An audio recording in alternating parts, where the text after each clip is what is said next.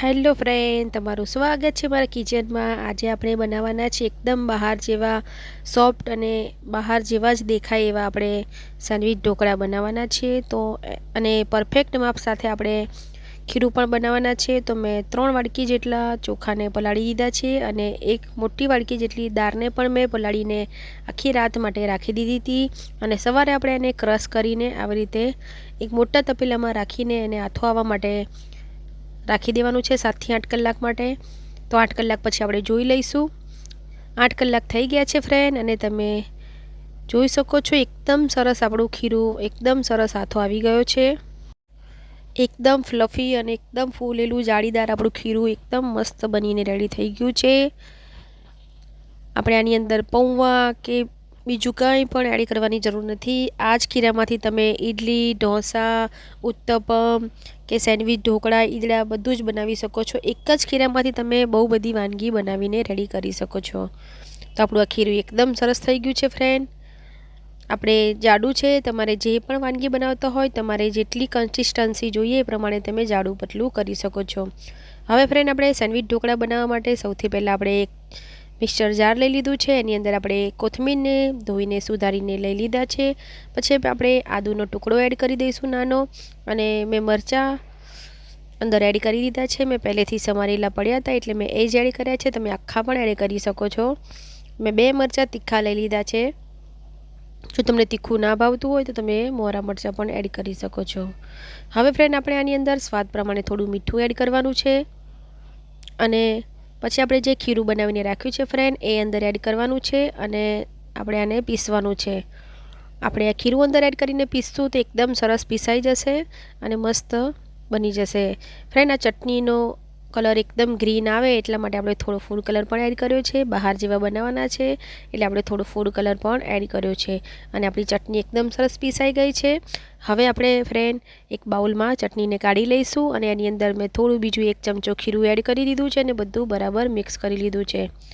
Friend, તમે ઢોકળા બનાવતી વખતે તમારે અંદર ખીરું એડ કરવાનું જ છે ચટણીમાં। જો ખાલી તમે ડાયરેક્ટ ચટણી લગાવીને પછી બનાવશો તો તમારા 3 લેયર છૂટા પડી જશે, એટલે તમારે આ વાતનું ખાસ ધ્યાન રાખવાનું। તમારે ચટણી તમારે જે ફ્લેવર અંદર જેટલાય ફ્લેવર એડ કરવા હોય એટલા કરી શકો છો, પણ એની અંદર તમારે બેટર તો અંદર એડ કરવાનું જ છે। હવે ફ્રેન્ડ, આપણે જે થાળીમાં આપણે ઢોકળા બનાવવાના છે અને આપણે તેલ લગાવીને ગ્રીસ કરી લઈશું, અને મેં એક બાઉલની અંદર 3 ચમચા ખીરું લઈ લીધું છે। તમારે જાડું પતલું તમારે જેવી કન્સિસ્ટન્સી રાખવાની હોય એ પ્રમાણે તમે એને કરી શકો છો। હું અંદર થોડું જાડું લાગે છે એટલે 2 થી 3 ચમચી જેટલું પાણી એડ કરીને થોડું પતલું બેટર બનાવી લઈશ, અને બરાબર મિક્સ કરી લઈશું। તો તમે જોઈ શકો છો આપણે આવી રીતનું બેટર રાખવાનું છે। બહુ જાડું પણ નહીં અને બહુ પતલું પણ નહીં, એવી રીતનું આપણે બેટર રાખવાનું છે। હવે ફ્રેન્ડ, આપણે આની અંદર મીઠું એડ કરી દઈશું સ્વાદ પ્રમાણે, અને થોડો આપણે ઈનો એડ કરવાનો છે। ખીરું આપણું એકદમ ફ્લફી જ છે પણ એકદમ સરસ પોચા બને એટલા માટે આપણે અંદર ઈનો એડ કરી દઈશું, અને થોડું ઉપરથી તેલ પણ એડ કરી દઈશું। તેલ એડ કરવાથી પણ આપણા ઢોકળા એકદમ સરસ પોચા બનશે, એટલે આપણે તેલ પણ એડ કરી દઈશું 1 ચમચી જેટલું, અને બધું સરસ બરાબર મિક્સ કરી લઈશું।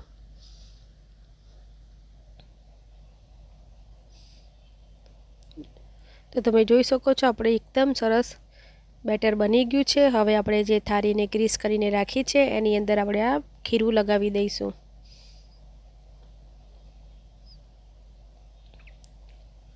તમારે જેટલું જરૂર પડે એટલું જ એડ કરવાનું છે, બહુ નથી એડ કરવાનું। તમારે 3 લેયર એકદમ સરસ સરખા બને એ પ્રમાણે તમારે બેટરને એડ કરવાનું છે। તો આપણે એકદમ સરસ બેટરને લગાવી દીધું છે।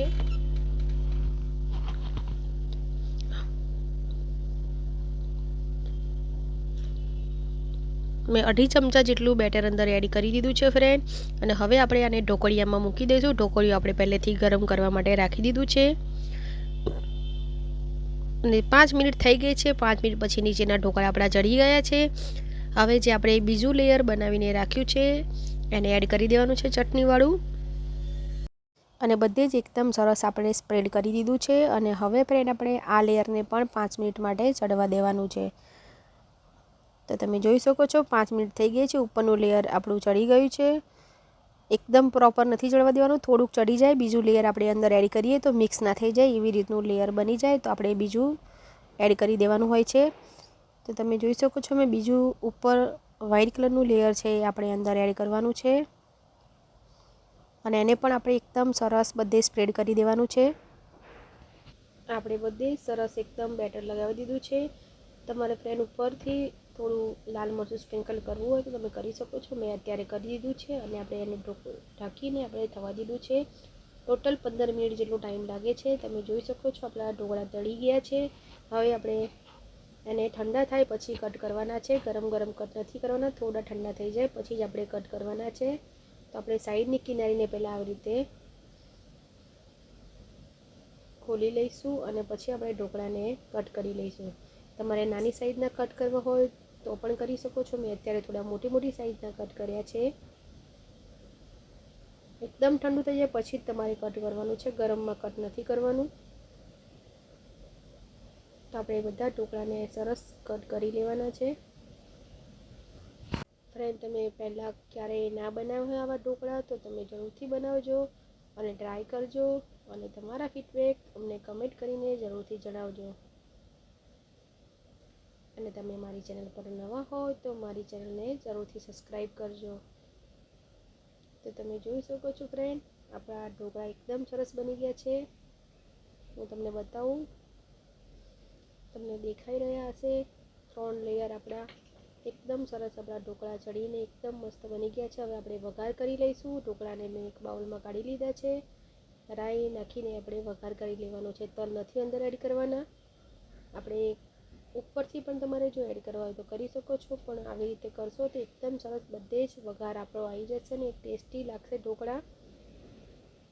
અને ઉપરથી વઘાર એડ કરીને પછી આવી રીતે ઢોકળાને મિક્સ કરી લેવાના છે. તમારે રાઈ વધુ ઓછું કરવી હોય તો તમે કરી શકો છો. આમાં પણ રાઈ થોડી વધુ હોય તો બહુ જ સરસ ટેસ્ટ આવે છે. તમારા ઢોકળા બની ગયા છે. હવે આપણે એને સર્વ કરી લઈશું. મેં નારિયેળની ચટણી સાથે અત્યારે સર્વ કર્યા છે. તમે ગ્રીન ચટણી અને લસણની ચટણી સાથે પણ સર્વ કરી શકો છો.